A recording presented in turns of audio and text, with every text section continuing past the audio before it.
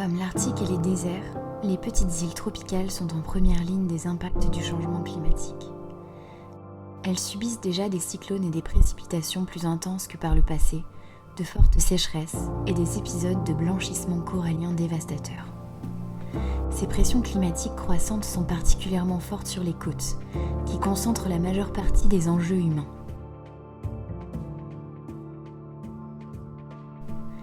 Elles affectent déjà la biodiversité, les activités économiques et la qualité de vie des populations insulaires et accroissent les risques d'érosion côtière, de submersion marine et d'inondation. Pour réduire ces risques, diverses stratégies d'adaptation peuvent être déployées. Au regard du rôle central des écosystèmes dans le bien-être des populations et dans la vie économique de ces territoires, le potentiel des solutions d'adaptation au changement climatique fondées sur la nature mérite d'être exploré.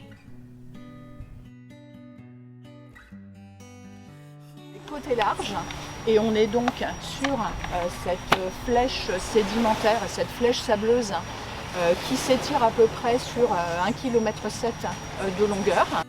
Dans le cadre du projet de recherche-action Adaptom, nous avons pu identifier et évaluer 25 projets d'adaptation côtière fondés sur la nature. Ces projets consistent à mieux protéger, gérer plus durablement, restaurer ou recréer des écosystèmes côtiers et marins.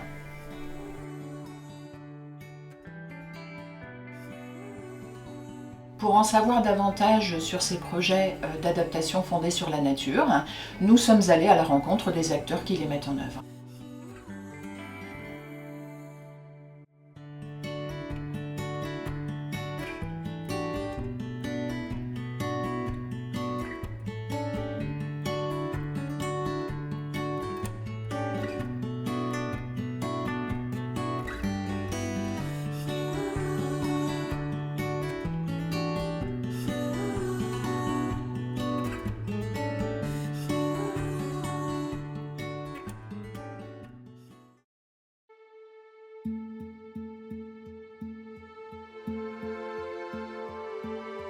En Martinique, nous avons identifié le projet Réciprocité, qui a été initié en 2016 par la commune du Lamentin et qui consiste à restaurer 10 hectares de mangroves dans la baie de Génipa. Cette baie abrite la plus vaste mangrove de Martinique.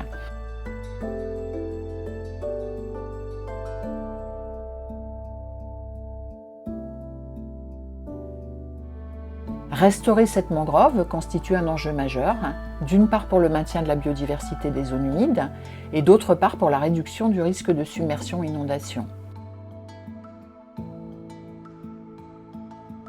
La baie de Fort-de-France est très exposée à ces risques, alors qu'elle concentre la majeure partie des enjeux humains critiques de Martinique, des fonctions urbaines, commerciales, industrielles, énergétiques et des infrastructures critiques comme l'aéroport. La mangrove du Lamentin subit de fortes pressions anthropiques. Sur les 2/3 de sa surface, elle est aujourd'hui occupée par des zones agricoles et industrielles. Les activités humaines sont responsables de sa dégradation et de l'affaiblissement de sa capacité d'amortissement du risque submersion-inondation.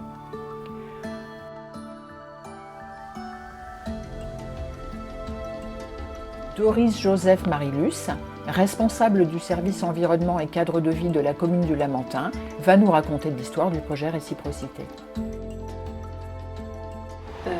Donc ce projet, il est né en fait grâce au jumelage entre Santiago de Cuba et la ville du Lamentin.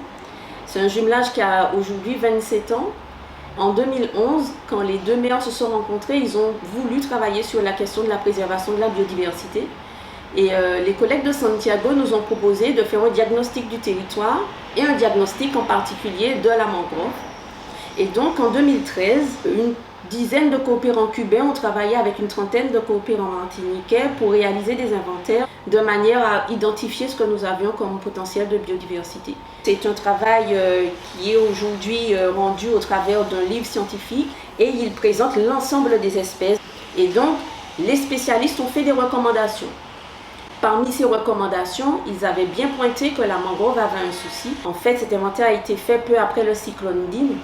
Et à cette époque, nous avions remarqué que nous avions perdu 9 hectares de mangrove. En fait, c'est de la mangrove qui ne s'était pas régénérée, alors que normalement, elle le fait toute seule, naturellement. Et donc, il fallait mettre en place une action concrète pour pouvoir agir sur la préservation de ce milieu. D'où le programme Réciprocité. Et alors, pourquoi le nom Réciprocité? Réciprocité, en créole, on dit c'est un homme qu'à la vénote.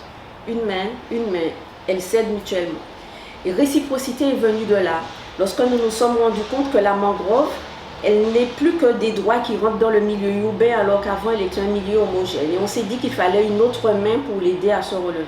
Et donc réciprocité, c'est comment l'homme aujourd'hui vient protéger une mangrove qui en a besoin. Elle aurait pu se débrouiller toute seule, mais nous l'avons tellement abîmée qu'elle a aujourd'hui besoin de notre aide.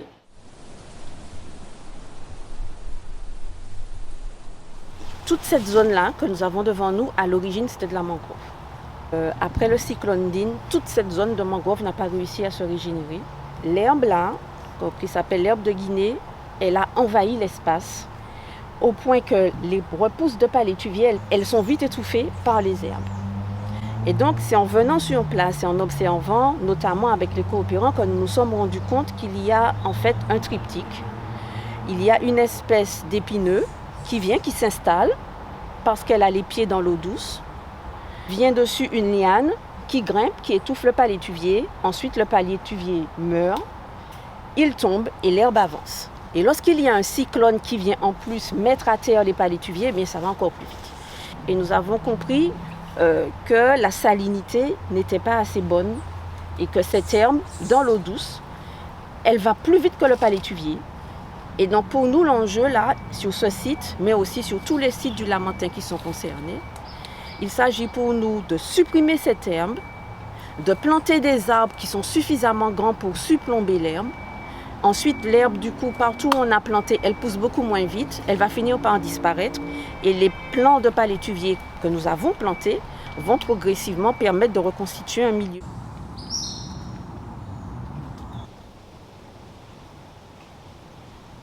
Alors nous avons fait une étude diachronique des surfaces perdues et nous nous sommes rendus compte que nous perdons un demi-hectare par an. Ça va vraiment trop vite. Donc on ne peut pas prendre le temps de s'attaquer à la cause, lutter contre les arrivées d'eau douce. On ne peut prendre que le temps de lutter contre les arrivées d'eau douce et de planter en même temps pour éviter que l'herbe envahisse trop vite. Donc nous, ce qu'on fait, nous avons commencé là-bas. Nous avons, comme vous avez tous les arbres là, ils avaient des lianes. Donc toutes les lianes là, elles ont été enlevées. Donc, notre prochaine zone d'intervention est ici. Et une fois qu'on aura fini ici, nous irons attaquer de l'autre côté jusqu'à la grue là-bas. On a au total un peu moins de 3 hectares à traiter sur cette zone-là en tout cas.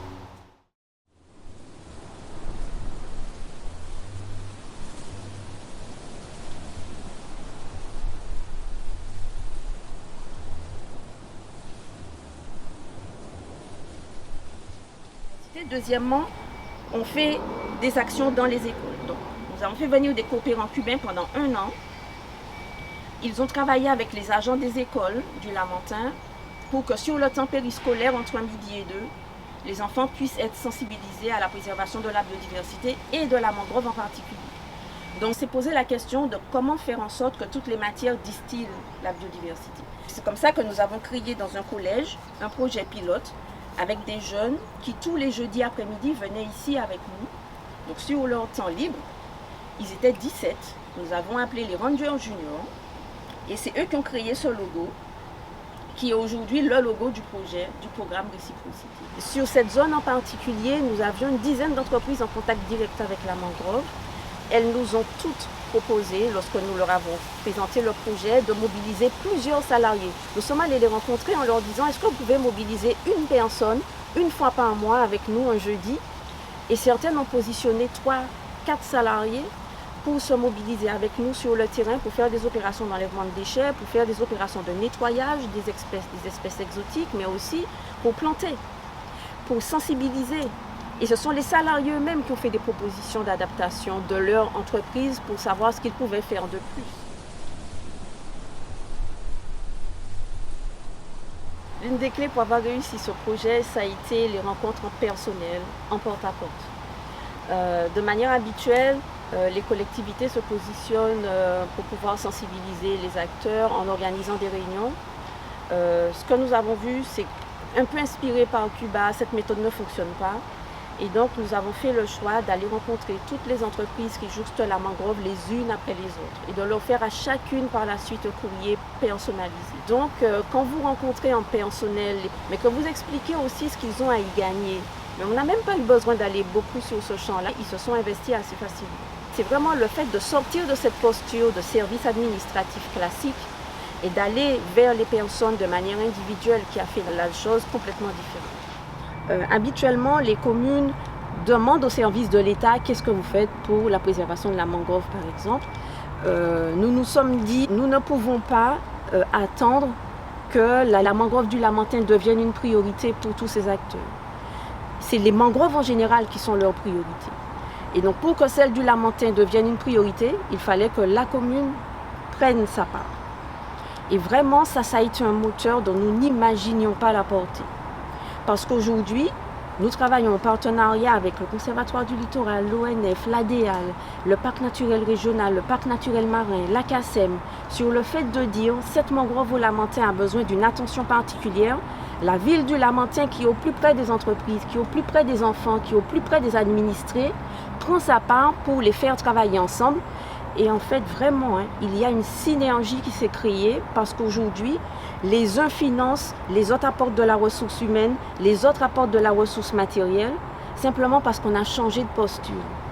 Et aujourd'hui, le maire du Lamentin positionne la question de la préservation de sa mangrove comme étant un élément pilote de sa politique.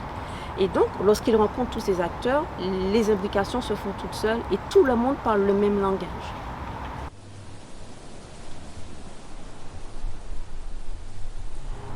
La première chose, lorsque nous avons lancé ce projet, nous n'avions pas trouvé d'exemple de mangrove qui était restauré du côté terre.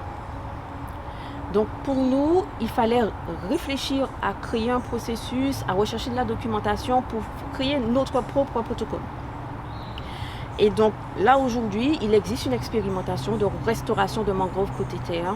Ça, nous sommes assez contents de cette innovation parce que nous avons développer de nouvelles manières de faire. Nous avons essayé plusieurs techniques. Ce projet, il a ceci d'innovant qu'il permet aussi de valoriser la perception positive que les personnes peuvent avoir de la mangrove. Quand j'ai commencé à travailler dans cette commune, beaucoup de personnes voyaient la mangrove comme étant un lieu de trafic de drogue ou un lieu où on pouvait déposer des déchets, un no man's land. Aujourd'hui, grâce au travail fait dès les jeunes générations, mais aussi avec la société dans son ensemble et avec les entreprises, et puis aussi toute la communication qu'il y a derrière, on voit bien que la mangrove a une autre image. Les personnes ont une autre perception, en tout cas, de cet écosystème. Ils voient bien qu'à 5 minutes à pied du centre-ville du Lamentin, ils ont un poumon extraordinaire quand ils veulent respirer. Et puis, il a fallu aussi leur montrer que si jamais aujourd'hui, dans la zone industrielle, on a un problème parce qu'elle n'a qu'une sortie et une seule entrée, si jamais cette entrée elle est encombrée, eh bien, c'est peut-être la mangrove qui va leur permettre de sortir. C'est elle qui va leur permettre d'être sauvés s'il y a une explosion liée à une installation classée. Et ça aussi, c'est un argument que les chefs d'entreprise ont pu entendre. Et aujourd'hui, ils tournaient le dos. Toutes les entreprises que nous avons visitées étaient tournées vers la rue. Et certains salariés m'ont dit, je suis ici depuis 1 an, je ne savais pas que la mangrove était aussi près. Aujourd'hui, ils savent qu'elle est tout près, ils savent qu'ils l'impactent et ils savent qu'elle peut les sauver en cas de. Et puis, je pense qu'ils ont aussi tous perçu que si on laisse cette herbe continuer à avancer, on n'aura plus de mangrove et que le jour où il y a un tsunami ou alors lorsque le niveau de la mer va monter, eh bien, ce sera grâce aux mangroves qu'ils pourront rester là où ils sont. Donc je pense que ce projet a permis de montrer le côté systémique du fonctionnement de la société martiniquaise, à quel point tout le monde doit s'y mettre pour atteindre un objectif commun qui est de préserver la biodiversité sur un territoire qui vient d'être reconnu par l'UNESCO pour certaines de ses valeurs. Et donc tout ça est vraiment tombé au bon moment. Je pense que c'était juste maintenant, just now, c'est là qu'il fallait agir et nous avons réussi à avoir un vent très favorable. Donc ce projet, il a ça aussi, c'est que c'est en marchant qu'il s'est créé, mais c'est en marchant qu'il a créé de la voilure.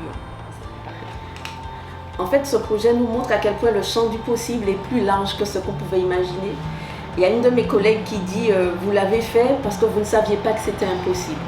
Et ne serait-ce que ça nous ouvre des ailes pour imaginer tout ce qu'il y a derrière réciprocité. À chaque fois qu'on fait un pas, on en découvre un autre. C'est ça qui est intéressant aussi.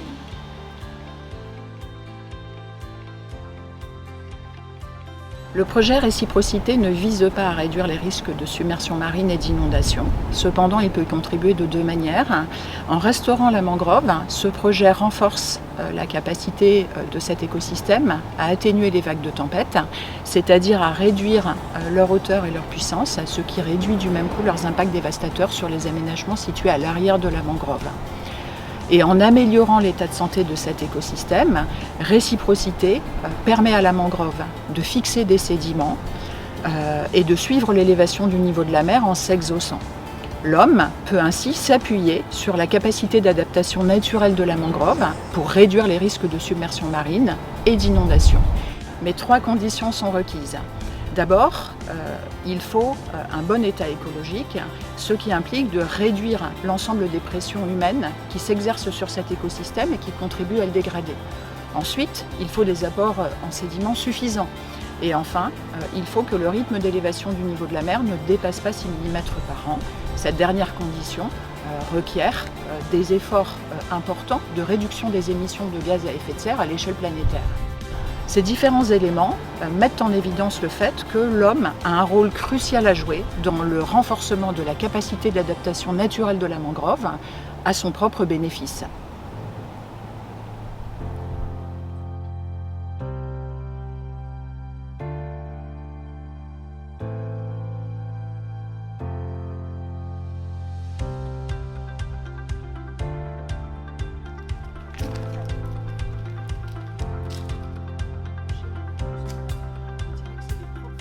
Sur le terrain. Il manque la machette comme d'habitude.